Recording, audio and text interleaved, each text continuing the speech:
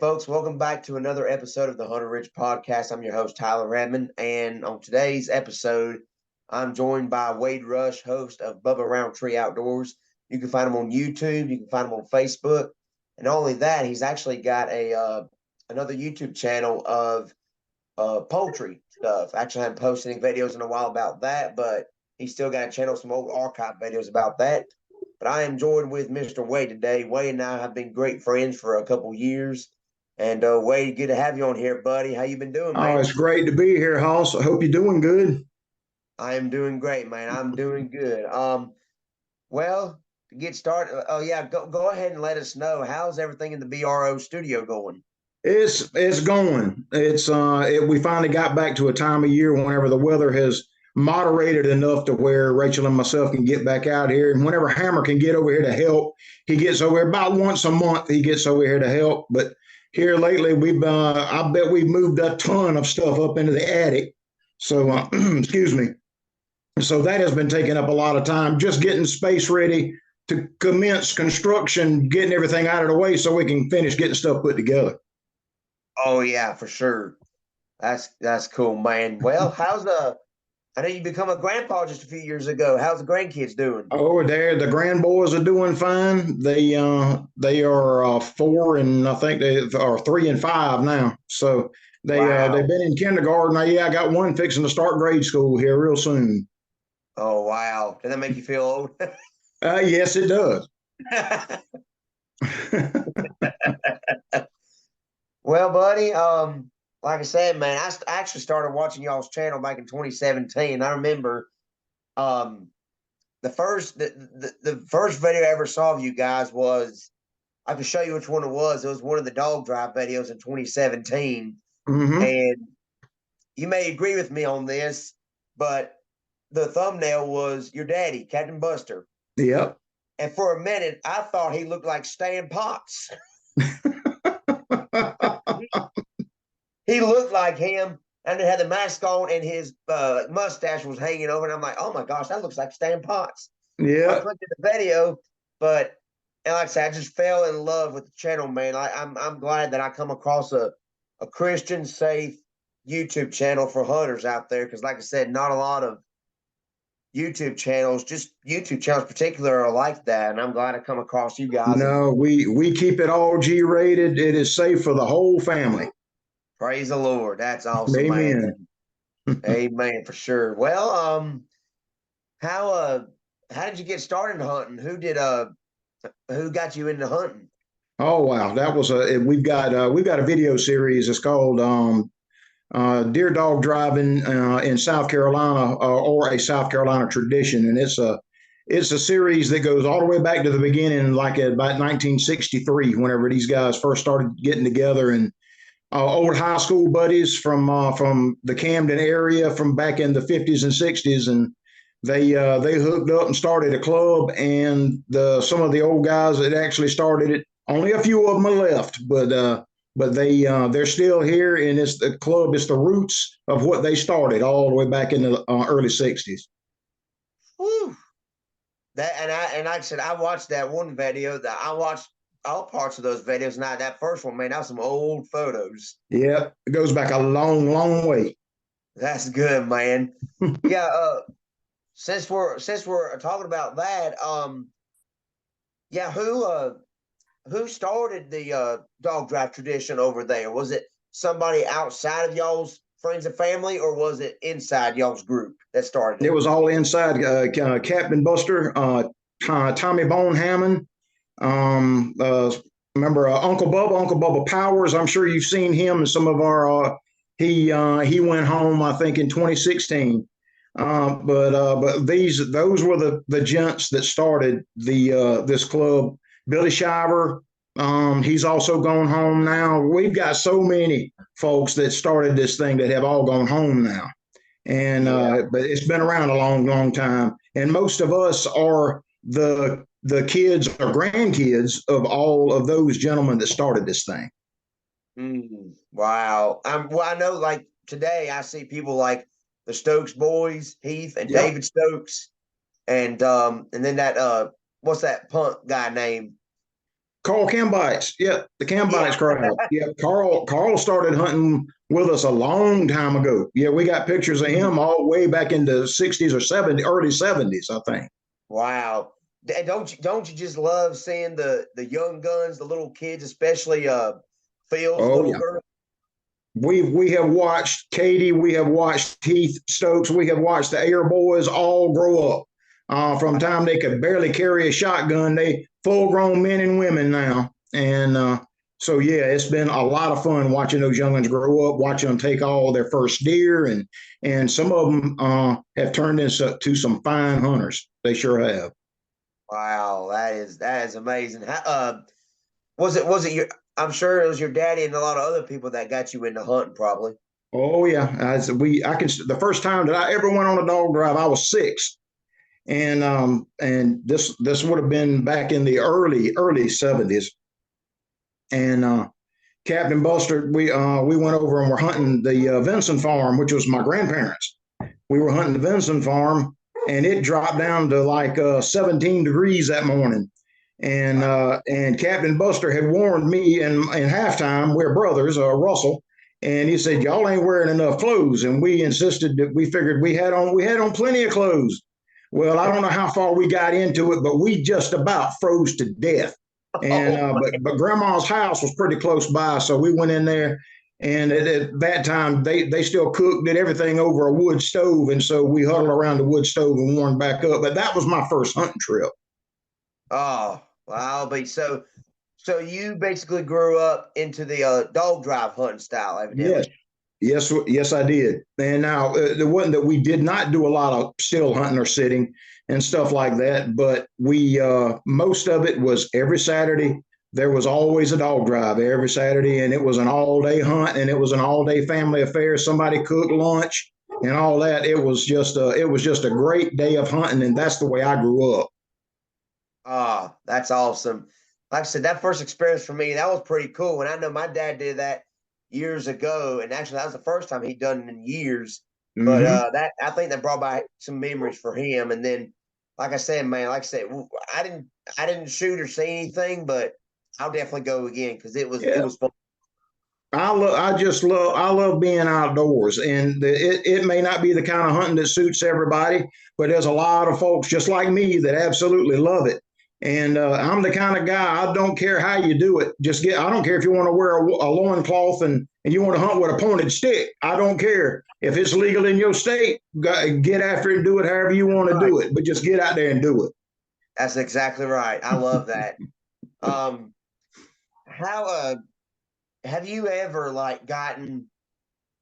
And I know we have all these uh know-it-all type people that like to think they're always right, and you probably know where I'm heading with this. Have you ever got complaints of people when they watch the dog drive videos? They'd be like, "Oh, you can't steal hunt." Have you ever heard those people before? Oh yeah, yeah. Well, we've heard it all. We've heard some horrible, terrible stuff. Oh yeah, there's a lot of folks out there that just completely lose their minds over the subject. But the uh, the real the real anchor of the situation, or real crux of the situation, is that if you go after one type of hunting, it's not going to be long and they're going to go after your type of hunting. If you go after and cancel one man's or one set of folks type of hunting, then they're going to go after your type of hunting, and you've got anti-hunters that are just egging the whole mess on all the time. Yeah, that's honestly that was one thing I kind of feared or got afraid of when I posted that one video, and my dad had warned me about it too. And he ain't wrong. He sure ain't Mm-hmm. wrong. But I'm surprised at how many views I've got on that video. I mean, I've got over 700 views on it, and I don't have many videos that have gone over 500 views. Mm-hmm. And I really personally think, and you tell me if I'm right or wrong on this one, but I think it's getting more popular again as far as the dog It drives is. go. I see it too. And think about it. If you look at YouTube, I think that I was the first one back in 2012 that posted a dog hunt video the way we hunt, the way we do it.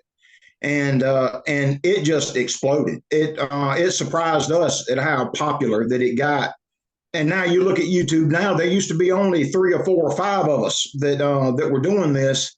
Now there's just an army of dog hunting clubs that are out there putting out some really, really good content, some good videos, and showing folks that it's just a family event. It's just a different type of hunting. It may not be your way, but it's just a different way of getting the same job done. Right. Absolutely. Yeah, we definitely know, and we've learned that people in the club, there are people that only like to do the dog drives, and then right. there are people that only like to do steel hunting. And then for someone like me, if I got a chance to go out there and get some meat, come on, I'm gonna go out there and do both of them. That's right. Yeah. Because I mean, like I said, we do a lot of both. That's what with my family, we love both. We love sitting over a corn pile. We love listening to their dogs run. Oh, that's awesome. I think that's one of the best things about going out there, like you said, and doing the dog drives, to listen to them hounds go, and then sure enough, hear some guns go off, and then get ready, here they come. So I love it. It'll get your heart rate. It'll get your cardio up for sure. It sure will. Oh yeah. Oh yeah. Hey, I can tell you now, if I do finally get that deer on a dog drive, I bet you I'll be hooked. Oh yeah. It'll happen, Lord willing. But pardon for me being the perfect spot, but it looks like I've got a propeller helicopter on my head. Yeah, it looks like you got one of those Hilo hats on. Yeah, I look like to be flying. I tell you, we can fix that right now. There we go. May get a little warm in here. That's all right. This house stays warm, by the way. Yeah, it's the same here. We got a southerly wind that started blowing, gusting up to about 20 just a few minutes ago. It feels more like mid-March outside than mid-February. Oh, I know it. It's same here. We had a very big wind gust, and it's still going on today right now. I mean, it looks a little calm out there now, but it gets bad when you can hear the whistling from inside your house. Mm-hmm. Yeah, I had the limbs scratching all over the top of the studio. I got a steel roof on this thing. It sounded like I was sitting in an old barn. Wow. Unreal. Yeah, man, and I want people to go check out your channel, because y'all got, here's how I look at it. When I eat supper or when I eat lunch and I want to get an entertainment of watching hunting while I'm eating, I'll go to your channel. You're one of them. I will hit that shuffle on the playlist and go to any random videos, which one I want to watch. There's something there for everybody. We've got, and it goes back to 2007, I think it was. I started the channel to help Dad out because he was a professional fishing guide over in Santee Cooper Lakes and Watery Lakes, and he's pretty well retired now. But at that time, that's how we started the channel, was to help out with the fishing guide stuff. And then by 2012, we decided to go ahead and start recording some of our hunts, and it has exploded from then. It was above and beyond anything that we could ask or think would happen with it. Unbelievable. That, like I said, we're all both the same. I never expected I'd be where I'm at now on this channel, and and y'all got what, over 50,000 subscribers? We crossed 58,000 this week. Wow, that's awesome. That is amazing. It continues to grow fast. That's great, man. I hope it continues to climb up. And like I said, and not only that, but the majority of the people are just like family, and they're such huge supporters for you guys. Yes, they are. Yes, they are. Especially what y'all been through the last year. I know y'all needed prayers more than ever. Yeah, we went through that was the hardest trial I have ever been through in my life. And it was tough to get through, but Miss JoAnn would have wanted us to get through it and to keep moving on with this ministry as we have done. Oh yeah, absolutely. And I know she told you said you get back to work. That's the 2 days before she went home, she pointed at my laptop that sits right next to my chair, and she said, "You need to get back to work." And so I said, "I'm gonna get back to work." Wow. I think that gives you comfort in some form of that, man, when somebody tells you that. Absolutely, it does. It does. I'm not going to let her down. She helped start this thing, and so I may have to finish it alone, but with the Lord's help, we'll finish it alone. Absolutely. And we love the fact that people can be there for us, and it really helps. But the biggest help and the help we should count on is the Lord for sure. Yep. It's if it hadn't have been for my faith in Jesus, I do not think I could have made it through this thing. But you're correct about the family on these channels. That the folks that are subscribed and all that follow us are some of the best in the world. These folks, if it hadn't have been for those folks and their support, I don't know how I would have gotten through this thing. Oh, absolutely, absolutely, for sure. Let's see. What's the this? I don't think I ever know, but what's the biggest buck you ever killed? Tell us that. Well, I think I was a senior in high school, Oh wow! and there is a funny story behind this thing. And at this time, I was a senior in high school. Halftime was a junior in high school at Camden High. We had played Spring Valley High School the night before, traveling to Spring Valley and played. And we got up at 2:30 a.m. to get going, to get moving towards, because it takes 2 to 3 hours to get down to the Savannah River site, us being right in the middle of South Carolina and traveling right to the Savannah River site. Right. And so we got home a little after midnight that night after playing Spring Valley, and we lost the game, as a matter of fact. And this was in October. And so we got up at about 2:30, and both of us were about to Walking Dead. And anyway, but we got everything together, got the dogs loaded, and got down there. As you know, there's whenever you get there, you get through all kinds of nuclear security. You got to go through to get into the site and all that down there. But we got in there. Long story short, we got two great stands. One great stand for the morning, and another great stand for the afternoon. And we got in there, pulled in with the dogs, and we had about 15 minutes before we were scheduled to turn the dogs loose. They frown on you if you turn loose early, so you make sure you turn loose on time. We had 15 minutes. Next thing we know, we woke up 20 minutes later. We woke up and both of us had been asleep, and it was cold, and all the windows we drove a old J10 Jeep pickup, and all the windows were fogged over where we'd been in there asleep.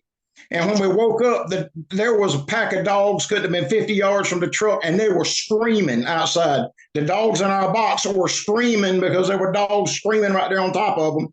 And so Russell jumps out. I jump out. We're trying to get the guns loaded and all that stuff. He drops the tailgate, turns the dogs loose, and takes off and goes down in the bottom. He wasn't down in there. 5 or 10 minutes and killed 2 hogs. And there was hogs and deer all running together, all in this place that we were at. I think it was Hunt Unit 44, which they called the hog barn. And then on the it was a long first hunt, but we made it through it, got 2 hogs, and then on the second hunt, we were on a massive power line, and I went into the backside of the drive, found a massive run, and just stopped on it about 200 yards from the truck. The dogs jumped. My dogs jumped and went in one direction. I had one old red bone that stayed with me. And we heard a pack coming across the power line, and I heard Russell start shooting and start hollering, "Look out, look out." But what I didn't know it was about a 220-pound 8-point, had 21-inch inside spread, and he had a big doe and a 6-point with him. But I didn't know that. And so I saw the deer coming. They were coming straight at me, and I shot an old Remington 870 that I still have. And the deer were coming straight to me. I only saw 2. The big doe was in front. I knew that there were 2 deer. And so I locked in on the big doe. Now, things may have changed a little then, but down at that time in the early 80s in the Savannah River plant, they had tags to shoot every deer you saw. They wanted to make sure, we're talking everything, anything moving. They wanted you to take them all out because they were a big nuisance in the area. Lots of people got killed every year hitting them on the highways. So anyway, especially at that time, there was just a huge population of them there. And but anyway, the old doe ran up about 20 yards from me, and I rolled her up. And when I swung the shotgun around for the next one, that big old rascal slammed on brakes about 20 yards from me. I was shooting 24 pellet number one, and I shot him right here in the neck, and he rolled up, hit a pine top, and he come back up with that whole top in his horns. By now, he's about 15 yards from me, and he shook that top off. And when he did, he was broadside, and I shot him right in the side of the neck with a 15 pellet double off on the second one, and that ended that. I called halftime and tell him that I was going to need some help. And so he makes it in there. The dogs are still coming on the track, but they were beagles, so they weren't coming real fast. And he come in there, and while we were sitting there talking, he looked up, and here comes the 6 point right on the same track, the other two. And so he rolled him up. And so we ended up out of there with 2 hogs, 2 bucks, 1 trophy-sized buck, and a big doe all that day after playing football into the wee hours of the morning. And still after all that made it back. But that's my biggest buck still. He's a 21-inch inside spread 8 point. I never had him officially scored, but he weighed over 200 pounds when they threw him on the scales because it was late in the day, and his head was laying on the ground when they threw him on the ground. So my guess is he probably weighed about 220. Wow, that's a big deer. That was a big one. So go back. You said you killed the doe before the big boy came. Yeah. I had focused in on the deer that was in front. He was about 15 yards behind her. So whenever she come up broadside, and inside of 20 yards or whatever, we would just shoot him in the head or shoot him in the side of the neck. And whenever she come up, I shot her right behind the ear, right in the side of the neck, and it was off just like lights were off just like that. And so it did the same thing to the buck. Whenever I swung over on him, that big old moose, whenever he was slanted, that was a sight to see him squat down like a dog and sliding whenever he saw me. But it was too late then. There you go, boy. Is that that's probably on one of the dog driving? It's the one from the 80s. His picture will be on the clip from the 80s. Yep. Okay. I've probably seen it, but I really want to see it. She told me it was your biggest. Yeah, there's a lot of them to look at. There's bunches of them. So yeah, he's one of he's like a needle in a stack of needles. Oh yeah, absolutely, man. Wow, that's a story. It is. Yes, it is. It's the same way actually, because when I went dog driving, there was like other people got plenty of tags. You shoot whatever you see. Mm-hmm. That's right. And most places like that, they give them their own a quota system, so they give them a big old bundle of tags to fill, and most of them get down toward the end of the year, and they haven't used half of them yet. And so they get folks to come in and say, "Please help us shoot these deer." Oh yeah, that's great. Yeah. And I think a bonus thing of when you're dog driving, and I mean, like if you're still hunting like me, if I got my eyes on certain bucks on camera, that'll be one particular one I'm after, and maybe a couple does and nothing small. But I think it's like a relief too, because on a dog drive, you want to shoot anything. Mm-hmm. And I think that's just a relief. Like I'm not having to keep my eye on one deer. Here in the dog drives, you get to shoot anything. Yeah. Especially even with the tagging system with us early enough in the season, you got all your tags and all that, then you don't have to worry about what comes out. You can take whatever comes out. Right. That's good. That's wow. Because like I said, I think it's a relief too. Because basically, you just shoot deer. I mean, at the dog drive, and I like I said, some people like to do that in their regular still hunting, but like me, I like to hunt a nice buck, basically bigger than anything I've shot, right? Or maybe a nice big does, depending on at the place I'm hunting. Yeah, I'm actually looking at this picture right now. This is me and my dad and each of my cousins. For the first time, the 4 of us killed nice bucks this year. Oh yeah, that's some nice animals right there now. Yes, sir. Well, you know what? My cousin Weston right here, that's his first ever buck he killed. Well, then he's going to have a hard time beating that one. Oh, yeah. And So the thing is, that meant a lot to us because that's the first time the four of us, me, my dad, my two cousins, basically I said the only four people that hunt in my family, out of my cousins, uncles, or whoever, that and my main family, that's the first time the four of us not only just killed a buck in one season, but trophy ones. Yep. That's even a bonus because the four of us never killed a buck in the same year. But not only did we do that, I mean, we killed mature bucks. Yep. There were a lot of folks I saw this year that took some really, really nice deer. Yes. I don't know if it was the same way for y'all in South Carolina, but here It in North was. Carolina, I'll tell you what was the advantage of, I mean, seriously, my taxidermist, Mark, he said, y'all killed a lot of huge, nice bucks, and a lot of deer were killed this year. But I'll tell you why. Lack of acorns falling. Mm-hmm. I don't know if it was the same down there for y'all, but over here, not a lot of acres are falling. So the corn was the giveaway. We didn't have a lot. We had a decent acorn, but it has a lot of the acorns, depending on whether it's red oak or whether it's white oak. It depends on the previous year's rainfall on how your acorn harvest will be. Yes. So at that, but we the red oak acorns were kind of sparse this year. We didn't have them hanging like we used to, and I saw very few white oak acorns at all this year. Wow. I know because I went squirrel hunting the other day in a tournament with my buddy Jonathan, who killed it's actually in that collage you made for me on your website. Oh, Mm-hmm. folks, yeah. By the way, folks, you need to hear that. If you harvest anything, send it to this man right here. He'll put it on Mm-hmm. his website. Yep. You can go to www.bubbarountreeoutdoors.com and there's links all over the place to send me pictures of the animals that you've harvested. Yes, turkey, squirrel, deer, Mm-hmm. you name it. Don't matter what it is.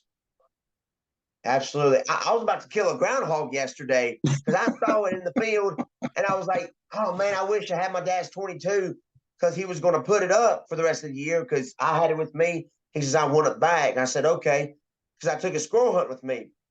Well, actually, I was going to say about the squirrels, I particularly love the white oaks better than they do the Mm-hmm. red oaks, I think. Yeah. Yeah, the squirrels are everywhere. Oh, yeah. Oh, they're all over here behind my house. I was Mm-hmm. like, I killed nothing. I killed no squirrels. And I was like, I think I killed some back here instead of the place where I was at with my buddy Jonathan. and Oh yeah. and I mean literally, because I'm in the tree stand hunting, they're all over the place. Mm-hmm. It's unreal. Yeah. But going back to the groundhog, I saw him out in the field, so I ran in here to get my bow, and I was like, well, I might just have to use my rage. So I went out there, and he was at my great aunt's barn, and sure enough, he went in there, and that was it. I couldn't see him no more. So We don't see a lot of groundhogs here in South Carolina. They got a few up in the upstate, but we don't see many here in the Midlands. oh really? No. Huh. My neighbor hates them. If there's a person that can't stand groundhogs, it's my neighbor. He hates them. Mm-hmm. He says, kill them. Yeah. Well, a lot of cattle farmers don't like them because they dig holes and it breaks cattle's legs and stuff like that. So yeah, Oh yeah. Well, another thing, he had an old barn. It's torn down now, but he had an old barn, and the groundhog would literally dig a hole right at the bottom of it and get in the barn, yeah, yeah, and stuff like that. But and I know your daddy's killed so many deer. Oh my oh yeah, goodness. You talk yeah, that's a legend in hunting right there. yep. Yes, he has. He grew up in the era to where here in South Carolina, back Joey Cobb was we grew up together. Matter of fact, we taught him how and his brother Russ how to deer hunt, and so he ended up becoming a game warden and ended up being an officer here in our district here. And so we had it. There could be times we would have 2 or 3 different game wardens hunting with us every Saturday. So, but he saw come up through that era in the '90s around here. deer population before the coyotes really got rooted in here. The deer population was out of hand, and there were a lot of old heads that just still did not want to shoot any does, and they were begging folks, please shoot the does. We had a deer herd that was over 100 or 110 million or something at that time, when they said optimum was going to be around 80 was perfect and stuff like that. So they had a lot of deer that they had to get culled out. I think now we're hovering right around 80, right around optimum right now. Oh, okay. I got you. Like I said, I know. Like I said, I've watched plenty of videos. I mean, a lot of videos of your dad killing bucks. And Yeah. what's the biggest buck he ever killed? Did he kill that on the dog drive? Yes, he did. I think the biggest one, he's got one that was it's a mainframe 14. I'm not sure what it is, but it's pictured on he killed that one in the early 60s or mid 60s. And he was down in the river swamp, and had climbed up a tree with his new A5 Browning. And that old buck, he was old.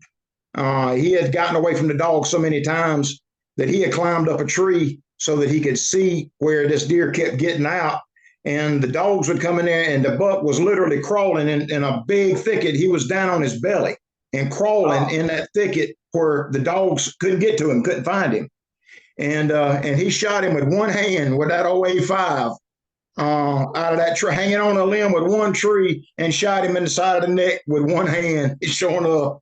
And I think that's about the biggest one he's ever taken. It at one time in 1978, I believe it was, when he had him officially scored, he was number 11 in the state. Oh, that's right. Yeah, I do remember that one. Wow. That's amazing. Yep, in 78, he had just missed out on the top 10 in the state. And I think he's way down there now, but that was a heck of an accomplishment. That was a good deer. Oh yeah, absolutely. Just to be recognized as the top bucks in the state, that's amazing. For sure. Yeah. What kind of gun you said that? What gun was that Captain Buster used to kill that deer? He picked up his the old A5 Browning that he shot most of his life. He picked it up, I think it was in 67, 66 or 67. I'm not sure. But I believe that's when he ordered it. At that time, you had to order them, and then they would build it and ship it to you from Belgium. That's where they were built. And so anyway, he shot that A5 until 1993, whenever Miss Jean got him a Benelli and he had been shooting that. And just this past season, I got that old A5 and we started patterning it again. He wants to shoot it some more. Now that he's got up into his 80s and all that, he wants to shoot that old A5 some more. Oh, that's good. Yeah, an old gun. Hey, if it ain't broke, don't fix it. That's right. Yep, it still shoots good. We're still kind of in the middle of. I had started a video series on it a few weeks ago, and we're still working on it. Hopefully, I'll be able to get finished with it here soon.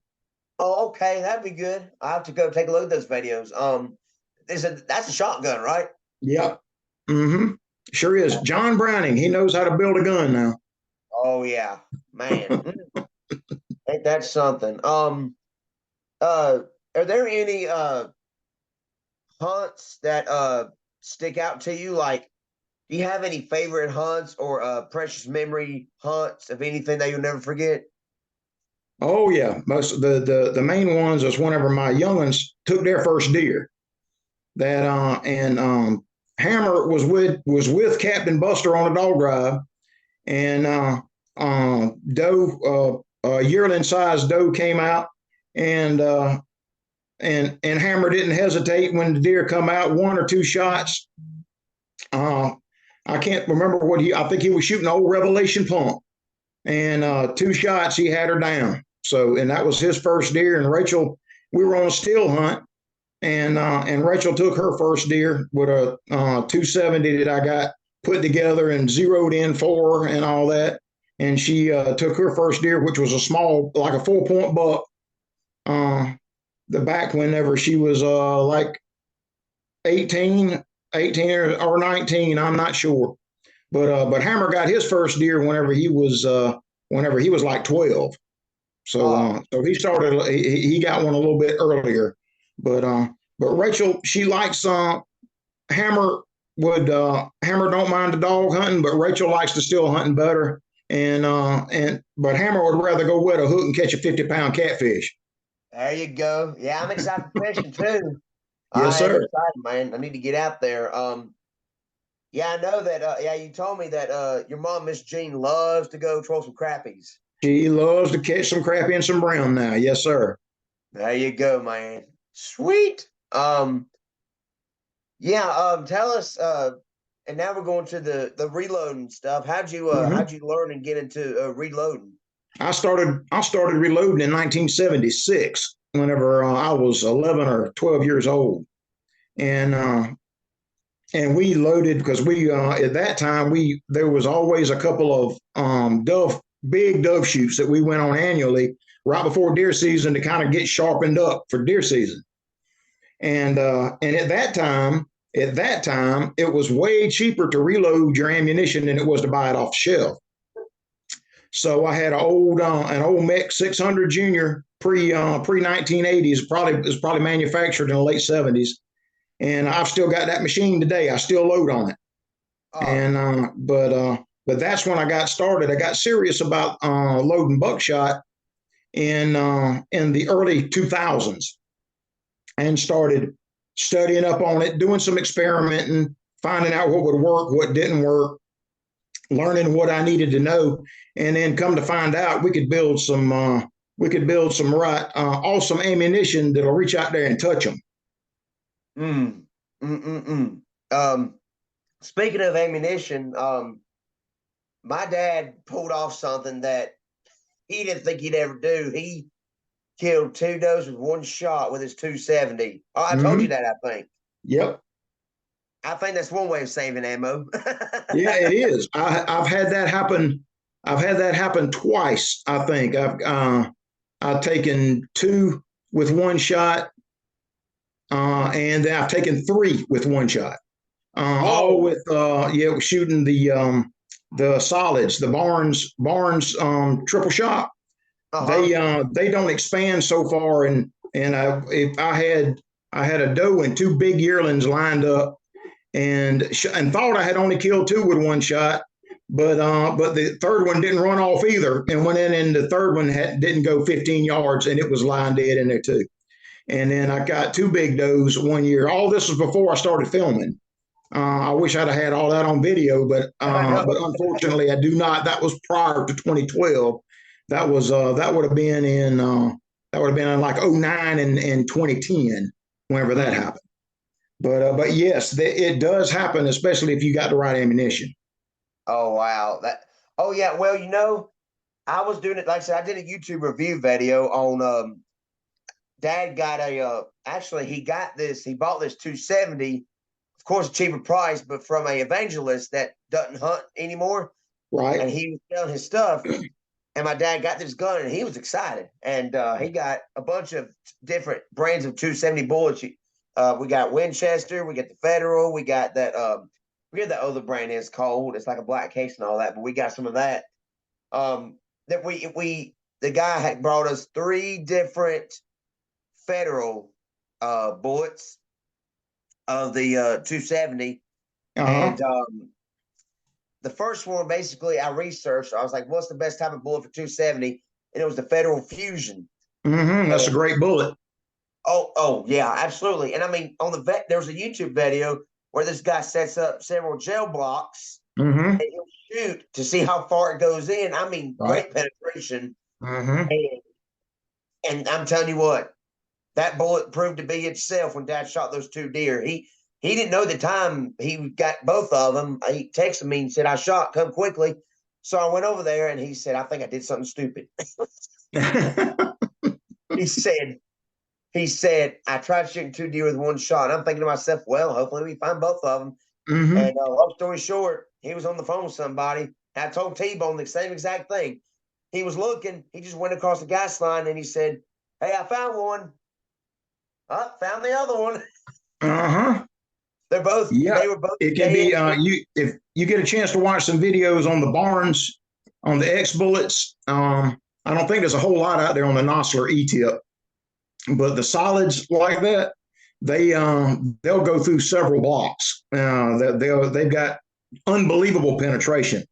But what you got to look out for with a lot of them is the entrance. The entrance hole is not as important as the exit. You want a good sized exit hole so that that animal expires quickly, and that there's a good blood trail to follow. And the problem we were running into with some of the triple shock is that they wouldn't expand quite enough to make. There may only be a silver dollar or a 50-cent piece size exit hole sometimes. But that Nosler E-tip always leaves a big exit hole. In our experience, it did, and stuff like that. But we still shoot a lot of solids. I've got a lot of the AccuBond by Nosler and all that other stuff. By the way, none of these are sponsors. I buy them just like y'all do. Oh yeah, So they're really, really good stuff. And when you load your own ammunition too, you can load up some Optimum and some really great performance stuff.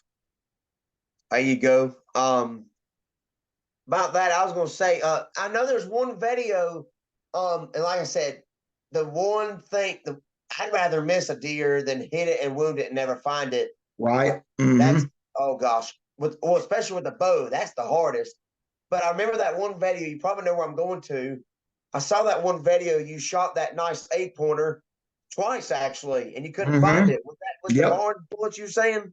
That was the Nosler long range. That was that Nosler AccuTip long range, and the Captain Buster had the same problem.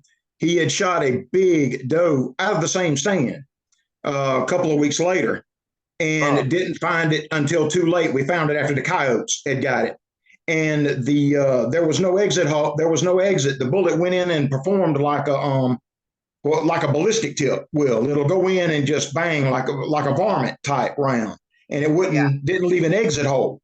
It didn't go all the way through. And so whenever that happens, you got just one little tiny 27 caliber entrance hole, and you may get a drop of blood every so, but you're not going to be able to see something like that. And it was really a shame. That was a good buck. I hit him hard twice, but evidently the bullets never exited. And but there's a right there where he made it. I don't know if I ever did an update video on that, but there was a canal full of gators right there. And so what we figure he didn't have to go 12 foot from where I shot him, and he'd have fell over in that canal. And if he fell over in that canal, then the gators got him. Oh man, yeah, I know that was a tough loss for sure. I went back over there 3 different times. That was a long ride, and I went back. I kept watching that video when I said that deer's laying right there. He's dead. He's got to be laying right there. I just hadn't found him yet. And so we went back in there a few days later and found that where that canal had come up real close to the road. We didn't know that it was so thick in there. We didn't know it, but the real deep canal came right up within about 12 foot of the road right there where I shot him. And so the only thing that could have happened is that he got about 12 foot off the road and fell in that canal. And you say alligators got him? And the gators would have got him. Yep. Oh man. Wow. Can't believe y'all got gators. I know you got gators in South Carolina, but that's crazy. Y'all got them like right there. We got some places around here. We got them. It looks like Florida. Oh man. Wow. Do you have you tried to kill any, or y'all allowed to shoot them? Well, we put in for tags every year. I hadn't got one yet. I had some buddies that have though. Halftime has been in on a couple of hunts where some friends have gotten into some got a gator tag. You put in for them every year, and it's like a lottery type selection type stuff. I got you. I know your daddy. I noticed he likes to use a semi-auto rifle a lot when he still hunts. Is that a 7mm he's got? Yep. He hear about that a lot too. But anyway, it's if it ain't broke, you don't fix it. He shot a 30-06 for years and years, and it was an old 740 auto loader, and he picked up. There were several of the old guys that we were talking about earlier, and they wanted to go out to Wyoming and New Mexico and go on an elk hunt. So he picked up that BAR and got it dialed in, and he liked it so much he just never put it back on the shelf. He uses it for deer hunting all the time. It works like a charm too. That's I mean, Browning builds a nice rifle, or they build a nice weapon, period. And that BAR, it's a tack driver, and he's confident even out of 200 yards. It's a tack driver. You can put that bullet wherever you want to put it. 7mm. 7mm Remington mag. My dad loves that one. I mean, well, it was actually my pawpaw's. He's got both of them actually. My dad does. But then for a few years, my dad loved to use the 30-06. And like I said, oh my gosh, he shot two little ones like less than 20 yards from him. I mean, that bullet of the 30-06 put a giant entrance hole like you partially gutted the deer. It was unbelievable. Uh-huh. I mean, oh my word. And then go ahead. I was saying I shot a 30-06 when I was a teenager. I shot a 30-06 for several years. Then I went to a 270 in the late 80s, and I've been shooting 270 ever since. I shoot a 270. Hammer shoots a 270. Rachel shoots a 270. Josh shoots a 270. There may be somebody else. I think Iron Man, Josh's brother Joseph, he shoots 30-06. Oh, okay. But most of us shoot 270. Wow. That's a really good deer round. Mm-hmm. It works good for us. There you go. And my dad, actually, and like I said, and just a couple years ago, he decided to go back and shoot the 7mm, my pawpaw's guns, and that's actually the second buck my dad killed this year that tagged him out of bucks. That's the one he killed a 7mm with. He killed that one, and I mean, literally, that buck. That's one I've been seeing on camera for a couple of weeks. I'm like, man, that's a nice buck. I was like, Dad, you need to get him. So he went over to my boss's place, and look what happened. I didn't never see the buck, but he come out with my dad. He come out, scraped, made his show and everything. Yeah. And never turned broadside. And Dad put it right in the neck, and that's it. That's lights out. If you get a good neck shot on one with a supersonic bullet, this lights out. It was a good buck. I can't wait to go get the euros for my dad. Like I said, that first one he killed though with the muzzle loader. I guess I may be a good guide now because I told Dad, I said, you can go in there and kill him. He killed him. So, I mean, I was getting trail camera pictures of him for that week. He was in there in the evening in daylight hours, like you'd be in there hunting. I'm like, oh my gosh, I can't believe it. My dad could probably kill this deer. But he'd come in there eating for corn. Well, that day Dad killed him, he was totally focused on the does. Uh-huh. His whole attitude rotated. And Dad killed him at 12 yards. And then the buck I killed later on, he was standing in the same exact spot where Dad killed his, 12 yards. Yeah. And it was unreal. But I think that second buck was a little bigger. That buck's definitely 110 inches or more. Oh goodness, that's still a good deer. Oh, absolutely, for sure.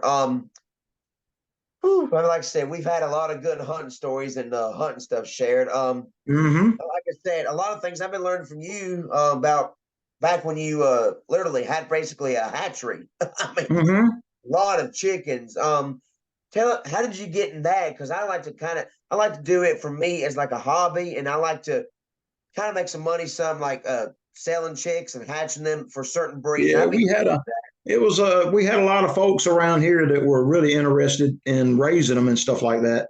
And at the time I had some friends that had a lot of really nice heritage birds and some exotics and stuff like that. And so we decided to get into that and try to sell some hatching eggs and some chicks and stuff like that till the kids would get out of college. They were all college age at this time. And so got into it, learned how to build some incubators and stuff like that. And so I just started sharing that on YouTube as I would learn and as we would spend some time with it. Then I would start putting it on YouTube as I found something that would work. And it helped a lot of people out to find out. I mean, whenever an incubator with a turner and all that's going to cost you $200, and you can build one for 20, then most folks would rather just go build one for 20. Oh, absolutely, for sure. That yeah, that's it. That yeah, absolutely. That channel started before Bubba Rountree Outdoors, I think, right? About the same time. It was started, the BRO channel started in '07, and I think I started it was Rush Lane Poultry at that time. It's now Homesteading in South Carolina is the name of the channel, and it's in I think I started it in '09. Oh, okay. There you So go. just a couple of years later. Yeah. Yeah, I'm doing about the same thing too. I'm posting my poultry videos on the hunting channel. But like I Yep. said, poultry is outdoors too. They live outside. Yep. And like I said, I honestly, we're seeing. I personally believe that we're seeing a lot of hunters and a lot of outdoors people do the same things, like raise chickens, raise turkeys, hatch them and stuff. And I mean, basically, it comes down just good old country people want to eat some Yep. eggs, you know. That's right. And I could eat it grits and eggs every meal. There you go. Hey, my grandpa was in the hospital last month. By the way, he's doing much better. Um, Hallelujah. That's made, great to hear. made unbelievable progress. I mean, just days after I be wheeling him, he's up walking all over the house. I mean, he's like, wow. So, That's that's awesome. oh, praise the Lord. Well, here's the thing, because his oxygen would go down and he would get really short of breath. But he would use the Navage thing from Walgreens to clean his sinuses out. And that, Yep. oh my gosh, I think that was we've been missing the whole time. Now, well, It was that's unbelievable. great. But yeah, he's doing better. But I was going to say he loves my chicken eggs. Yeah. He the eggs in the hospital. He'll tell you they're not as good as the ones at home. No, no, those powdered eggs, they don't stand a chance. Right, that's right. Absolutely. You won't believe that you won't believe this way, but I got over 40 chickens right now. Oh yeah. I don't know. We may have about 20 out there. We're just a fraction of what we used to do. I just raise enough. I hatch enough and raise enough to keep us in eggs every year. That's all we do. Yeah, there you go. Like I said, I'm wanting to keep doing this because, like I said, after watching you, I was like, man, I want to get in. And later, thank you, Wade. Oh yeah.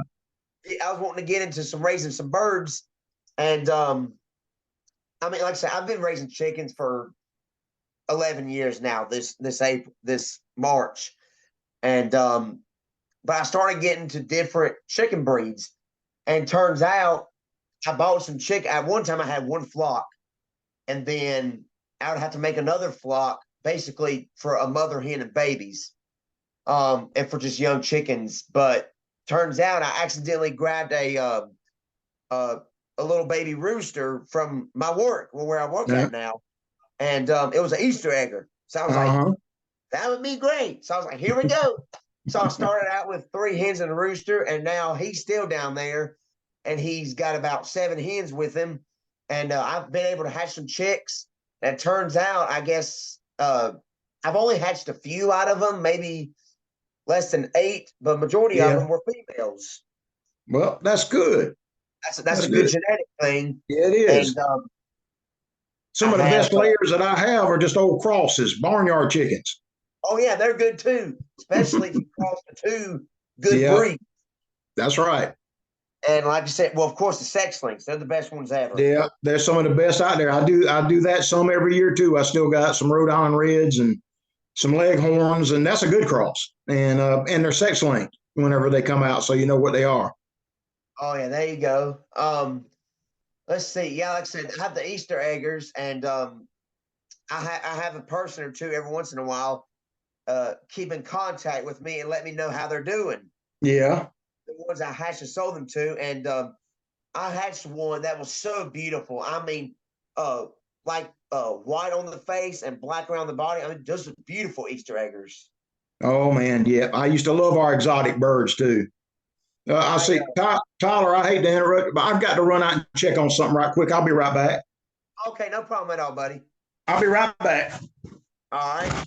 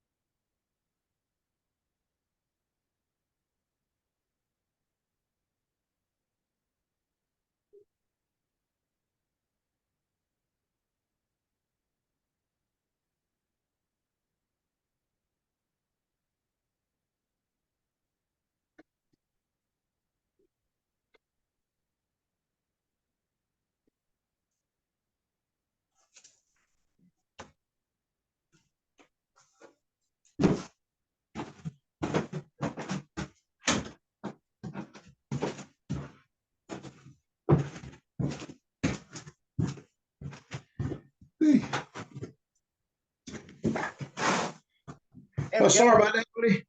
Oh, We no, were just talking. We were just talking about that thing, and I got them big aggravating roosters out there in the yard, and I left the dang window down in my pickup, and I looked out there, and they standing there eyeballing that open window, and I'm like, oh, for gosh sakes! It was I was just before having a 15-pound rooster sitting in my truck. oh my gosh. Wow, unreal. That's crazy. I'm having to charge my camera. I'm recording the Zoom thing, but I'm Right? hoping it catches the audio and stuff. Oh yeah. So we'll see how this does. But so yeah, about the chickens. I also I got some cream leg bars, and those are you don't hear those much. No, you don't. We never did raise any of them here. We had I love the Polish are beautiful. We enjoyed raising the Polish and the Easter eggers, and we had some Anconas, then some Aracanas, all the Easter eggers, the green egg layers, and all that. They were some fun birds to have. Oh yeah, actually, I do have some anconas now. Oh yeah. Those, yeah, I mean, oh my gosh, every time you go in there, they think you're a predator. They're some skittish birds. Oh my lord. We had the Ancona rooster that I had. He was one of the biggest I ever had. That was a monster. Really? Yeah, he was a big boy. Oh yeah, I got one now. He's a he's a beautiful crower. Um, but actually, he's only just got two girls with him. So hopefully, Lord willing, if I have a mother hen or I'll give him to a lady who loves to hatch him. I'll try to get some more females hatched and put them in there with Oh him. yeah. We about to get into that time of year. They feeling it here in the South. It's warming up a little bit, so the roosters are getting a little bit antsy. Well, you know what? Just about a month ago or 2 months ago, I was getting less. One time I got 0 eggs. Now Uh-huh. it's skyrocketing up there. Oh Lord, yeah, there's I'm getting, some days Rachel will pick up 20 eggs out there. So that's how much I'm getting now, pretty much. mm-hmm. It's unreal. Yeah, I know one of your breeding flocks you had was the Dominics. Yep. Mm-hmm. That was I one got of I had a big flock of Dominics. There were some great birds. Rooster was mean as Satan himself, no. and I only had one rooster, and I come within killing him a couple of times. Every time you go in there to get the eggs, he'd run up and hit you several times. And I know twice I grabbed him by the neck and I just hang on to him while I was in there and getting the eggs. But then there's a couple of times Miss JoAnn running up there saying, Wade, you better put him down. You better put him down. And I laid him down and I said, well, maybe that's it. He's gone this time. But his eye would start twitching. He'd jump up and he'd start crowing again and all that. And he'd be ready to fight again. I tried with my Easter egg, or I have to watch him. I mean, he's never flogged me, but he attacks my shoes. Uh-huh. But I'll hold him up by the legs sometimes, and I put him down. He'll stop. So Mm-hmm. I was like, You, that's a miracle. And I'm you can grab their wings right behind their head, fold their wings up and grab it with one hand right behind their head. And they can't get you then either. That's how I'd pick up the eggs a lot of times if I had a mean one. there you go. I have to watch my cream leg bar. He just did this to me today. He didn't flog me, but I was walking out the gate and I turned back around and he was right behind my Oh leg. yeah, they'll hit you when your back is turned. Now they'll run up and hit you in the back when you're not looking at them. But when I turn around and put my shoe in his face, he'll act like I didn't do anything. Yeah, I wasn't. I wasn't. I wasn't. I was just checking your skin out, see how That's good it it. was. But no, and then I got the cream leg bars. Oh my gosh, he's a beautiful rooster. Mm-hmm. And then I'm getting some good blue eggs from them. And then I got 3 well bars in there with them to make olive eggers. Yeah. And they lay some beautiful dark brown eggs. I love those. And Yeah. So the black, I had a huge flock of black copper Morans for several years and some blue Morans. And they would lay some of the darkest chocolate eggs you ever seen in your life. man, wow. Absolutely beautiful stuff. And yeah, you cross them up with an Easter egger or with Ancona or Americana, and then you get that olive egger. That's right. And like I said, that's why. And I post these videos on the springtime, and people know that about the chickens. I do that. Let's see. Oh gosh, I remember back then. I know you had turkeys, you had Mm-hmm. the quails, you had Yep. chucker partridges. Oh my gosh, Yep. would have been I something. released. I probably released 1,000 Bob White, Georgia Bob White here, right here around my place. Mm-mm-mm. Did they stay around your area, or did they become wild? No, they would usually move. They would usually move off. I hadn't raised any in several years, and I haven't heard them around here. Mm. Well, I've heard them in neighboring counties and all that, but not around here. That was the first time I'd heard of Bob White around here, probably in 20 years when I started raising them. Wow, wow. Let's see. It'd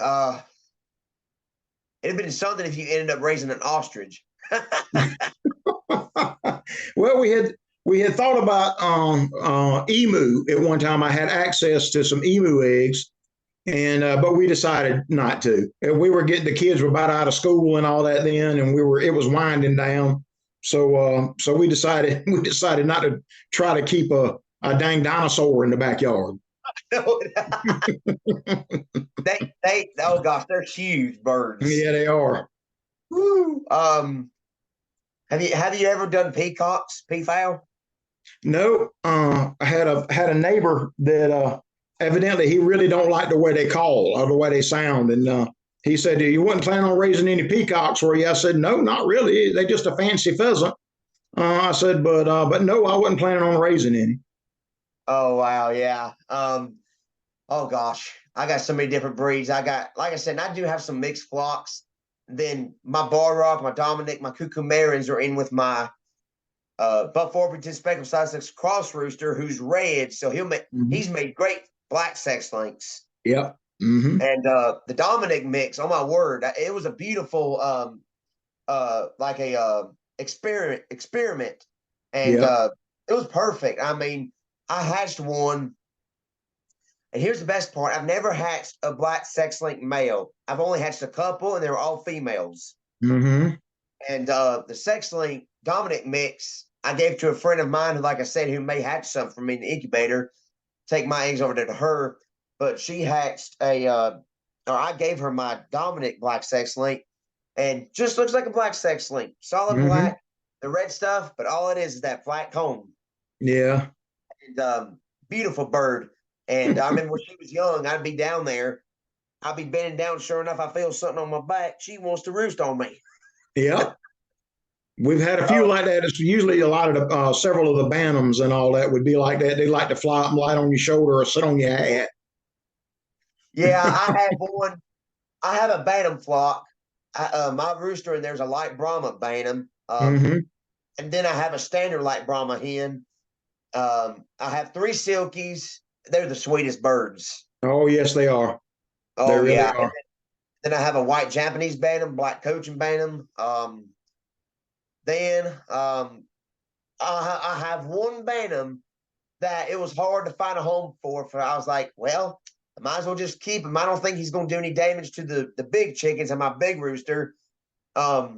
He is a red, beautiful little rooster, but he likes to crow 24/7. Uh-huh. So I call him Yep, some of them Sarge. are big loudmouths. So I call him Sarge. He likes to talk. Oh my gosh. He'll crow at 9 o'clock p.m. when I'm down there closing them up. Oh yeah. There's some that I have some down there that go crow all night. Oh my word. Oh me. But yeah, man, like I said, but we hey man, we've enjoyed this talking and we could talk more, man, but hey, this is just the start of it. But I think we may just end it there because we've probably been talking for what, an hour, I think. Get pretty close. Woo. But man, I tell you, we have a lot in common. We love to raise poultry. We love to get outdoors, hunt, fish. Mm-hmm. We're just a bunch of both country folks. That's it. That's the way we were brought up. Absolutely. And you can obviously tell it in here that not only that, I'm a big NASCAR fan. Oh yeah. And this place is totally a country man cave. That's it. Ain't nothing wrong with that. This will be a nice man cave here when I get done with it. There you go, buddy. But Wade, once again, buddy, I appreciate it. And hopefully I can get into some more podcasts with some other guys. T-Bone said he's going to try to get the people from Realtree and the other guys from Bone Collector in on my podcast. Oh, that'll be great. And we can do this again anytime. Absolutely, buddy. We got to get this channel growing. Like I said, the best is yet to come, man. All right. So hopefully. So but folks, hope y'all enjoyed that. This was episode 4 of the podcast. Me and my buddy Wade Rush and Bubba Rountree Outdoors. We hope to see you guys again. As always, we'll see you next time. Y'all be sure to check out his YouTube channels. Got a lot of great videos, hunting, fishing, raising poultry, a lot of good stuff. Yep. So folks, we'll see you on the next one.